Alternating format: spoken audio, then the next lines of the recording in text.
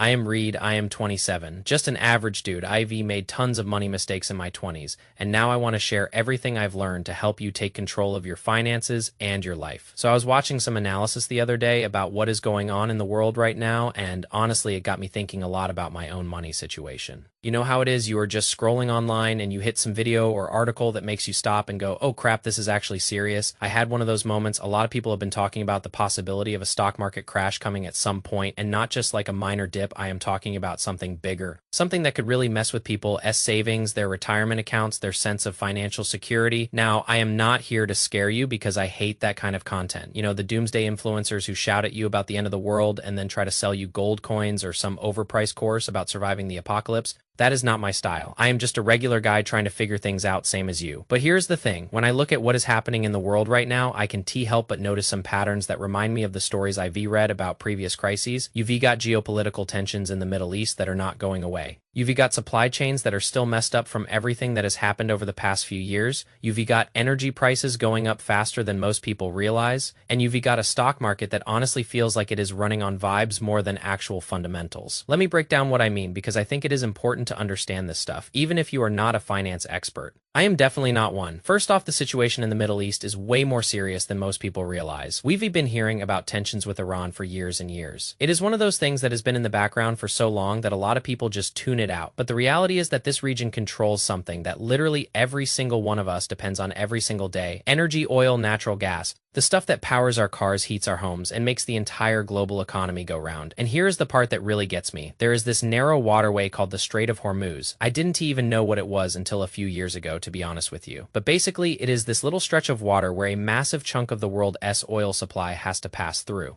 We're talking about something like 20 to 30% of all the oil in the world goes through that one spot. And when there is conflict in that area, the traffic through that strait can drop dramatically. I heard that it is down by more than 90% in recent times. That is absolutely insane. Think about what that means. When oil doesn't move, trucks don't run. When trucks don't run, food doesn't get to the grocery store. When fertilizer doesn't move, crops don't grow. When natural gas doesn't flow, factories don't operate. It is not just about gas prices at the pump, although that is bad enough. It is about everything in your life that depends on transportation and energy, which is basically everything. And look, I know some people are going to say, well, this is all political and it'll work out eventually. Maybe it will. But I've learned in my own life that relying on maybe is not a great financial strategy. When I was 22, I was living paycheck to paycheck, maxing out credit cards and just hoping things would work out. Spoiler alert, they didn't work out until I actually started making changes. So let me share what I think is actually happening from a regular person perspective. The stock market right now feels a lot like it did before previous crashes that I've read about. You've got this sense that everything is fine on the surface, but underneath there are cracks forming. Companies are laying people off. Inflation is eating away at purchasing power. Interest rates are higher than they've been in years. And yet the stock market keeps going up. It doesn't quite add up to me. Now, I am not saying the market is going to crash tomorrow or next week or even next month.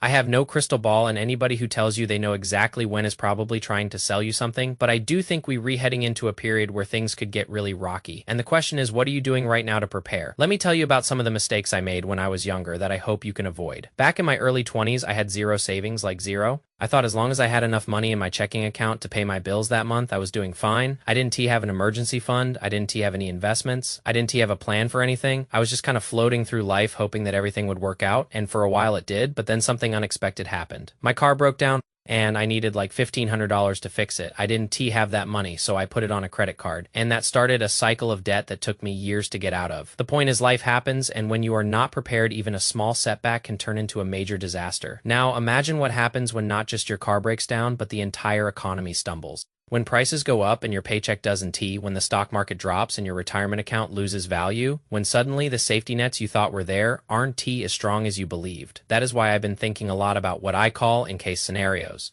You know how companies used to operate on just-in-time logistics, where they kept minimal inventory and counted on things arriving exactly when they were needed? And that worked great when everything was stable, but when the pandemic hit, suddenly just-in-time became just not enough. Factories couldn't get parts, stores couldn't stock shelves, people couldn't find toilet paper of all things.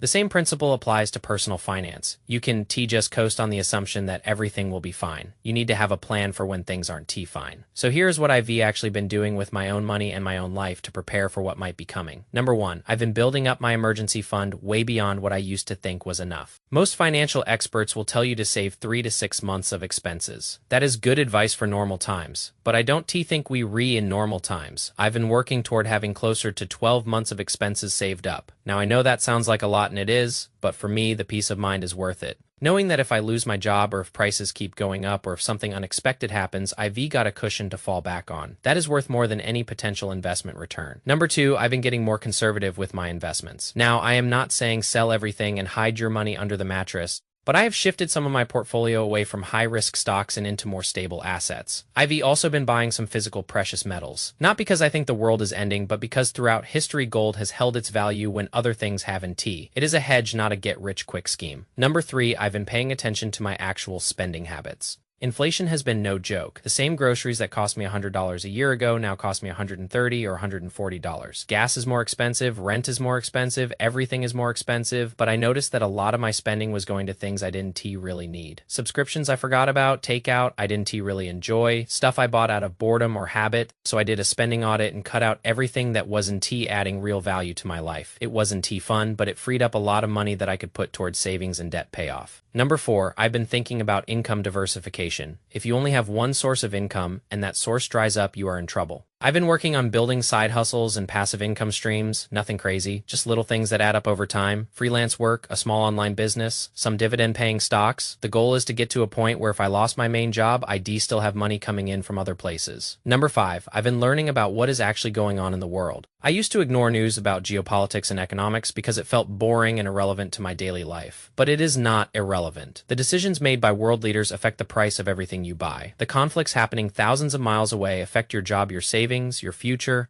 You don't need to become an expert, but you should at least understand the basics of what is happening so you can make informed decisions. Now let me talk about something that might be controversial. I think a lot of people are going to get caught off guard by how bad things could get. Not because they stupid, but because they just living their lives and not paying attention to the warning signs. And I get it. It is easy to tune out the noise, but ignoring a problem does make it go away. I remember back when I was in debt, I would avoid looking at my bank account. I knew I had spent too much and I didn't want to face the reality, so I just kept spending and hoping things would work out, and they didn't. Eventually the credit card bills came due and I had to face the music. That was one of the hardest periods of my life, but it was also one of the most important because it taught me that avoiding problems only makes them worse. The same thing is true on a larger scale. The global economy has some serious problems right now. Debt levels are higher than ever. Central banks have printed trillions of dollars, which devalues the currency we hold. Supply chains are still fragile, energy markets are unstable, geopolitical tensions are rising. These aren't things you can just ignore and hope they go away. So what do I actually think is going to happen? I think we headed for a period of significant economic pain. Not necessarily a complete collapse, but something worse than a typical recession. I think inflation is going to stay higher than people expect. I think energy prices are going to continue to rise. I think supply chain issues are going to get worse before they get better, and I think the stock market is going to have a major correction, if not a full-blown crash. But here's the thing. I also think that if you prepare now, you can come out the other side in a much better position than most people. Times of crisis create opportunities for those who are ready when everyone else is panicking and selling their investments at a loss. If you have cash on hand, you can buy assets at discounted prices. When everyone else is losing their jobs, if you have a diversified income stream, you can stay afloat. When everyone else is drowning in debt, if you have savings, you can sleep at night. I am not saying this to brag or to act like I have it all figured out. I am still working on this stuff every single day. I still make mistakes. I still have moments where I doubt myself.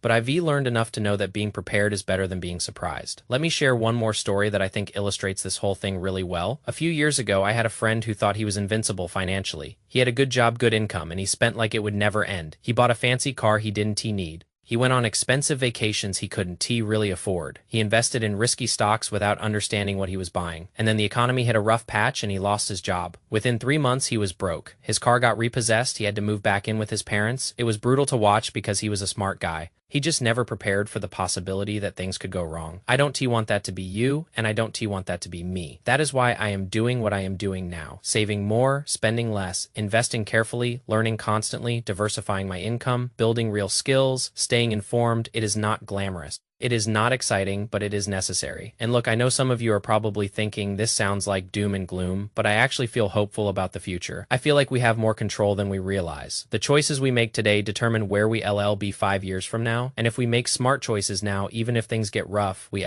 be okay. So let me give you some practical steps you can take starting right now. First, open a high-yield savings account and start putting money away every single month. Even if it is only $50 or $100, the habit is more important than the amount. Second, take a hard look at your spending and cut out anything that isn't essential or truly meaningful to you. You'd be surprised how much money leaks out of your life through small, unnecessary purchases. Third, if you have debt, make a plan to pay it off. Start with the highest interest debt and work your way down. Being debt-free is one of the most powerful financial positions you can be in. Fourth, diversify your income. Start a side hustle. Learn a new skill, find ways to make money that don't depend on one job or one source. Fifth, educate yourself about the economy and geopolitics. You don't need to become an expert, but you should understand the forces that affect your money. Sixth, build real-world skills that will always be in demand. Things like communication, problem-solving, sales, and trade skills. These are things that robots and AI can easily replace. Seventh, take care of your health. Medical bills are one of the biggest causes of financial ruin. Eating well, exercising, and managing stress are actually financial decisions. Eighth, build a real community of people you can trust and rely on. In tough times, your network is your net worth. Ninth, stay calm. Panic leads to bad decisions, whatever happens. Don't let fear drive your choices. And 10th, keep showing up, keep learning, keep growing. The people who succeed in life aren't necessarily the smartest or the luckiest. They're the ones who keep going when things get hard. Peace.